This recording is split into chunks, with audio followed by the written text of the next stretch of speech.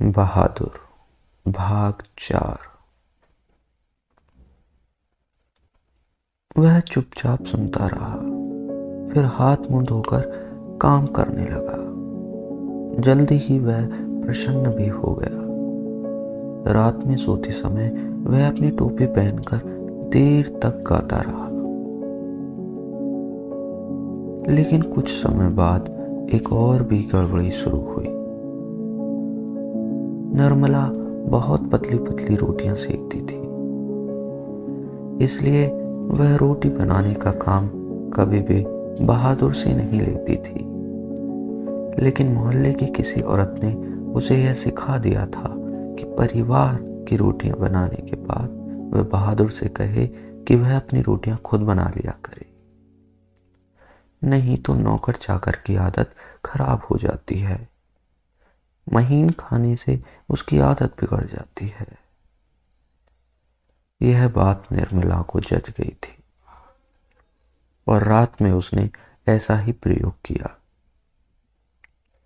वह अपनी रोटियां बनाकर चौके में से उठ गई। बहादुर का मुंह उतर गया। वह चूल्हे के पास सिर झुकाकर चुपचाप खड़ा रहा। क्या हो गया रे? निर्मला ने पूछा। वह कुछ नहीं बोला। चल चुपचाप अपनी रोटियां बना। तू सोचता है मैं तुझे पतली पतली नरम नरम रोटियां सेक कर खिलाऊंगी? तू कोई घर का लड़का है? नौकर चाकर तो अपनी बनाकर खाते ही रहते हैं। तीता तो इनको इसलिए लग रहा है कि सारे घर के लिए मैंने रोटियां बनाई, इनको अलग करके इनके साथ भेद क्यों किया? वाह रे, इसके पेट में तो लंबी दाढ़ी है। समझ जा, रोटियां नहीं सेकेगा तो भूखा रहेगा। पर बहादुर उसी तरह खड़ा रहा तो निर्मला का गुस्से से बुरा हाल हो गया। उसने लपक कर उसके माथे पर 2-3 थप्पड़ जड़ दिए। सूअर कहीं के, इसीलिए तुझे किशोर मारता है, इसी वजह से तेरी माँ भी मारती होगी। चल बना रोटी। मैं नहीं बनाऊंगा। मेरी माँ भी सारे घर की रोटियां बनाकर मुझसे रोटियां सिखवाती थी। वह रोने लगा। तो क्या मैं तुझे तेरी माँ दिखती हूं? तू मुझसे जिद कर रहा है, घर के लड़कों के बराबर बन रहा है। मारते मारते मुंह रंग दूंगी तेरा। पर उसने अपने लिए रोटियां नहीं बनाई। मुझे भी बड़ा गुस्सा आया। मैंने उसको डांटा और समझाया, पर वह नहीं माना। रात भर वह भूखा ही रहा। पर सवेरे उठकर वह पहले की तरह हंसने लगा।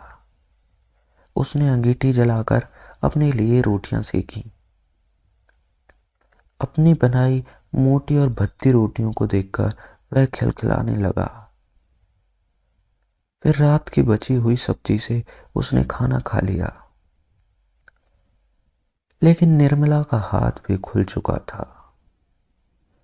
वह उससे चिढ़ भी गई थी। अब बहादुर से कोई भी गलती होती तो वह उस पर हाथ चला देती। उसको मारने वाले अब घर में 2 व्यक्ति हो गए थे। कभी कभी एक गलती के लिए उसको दोनों मारते। बरसात बीत गई थी।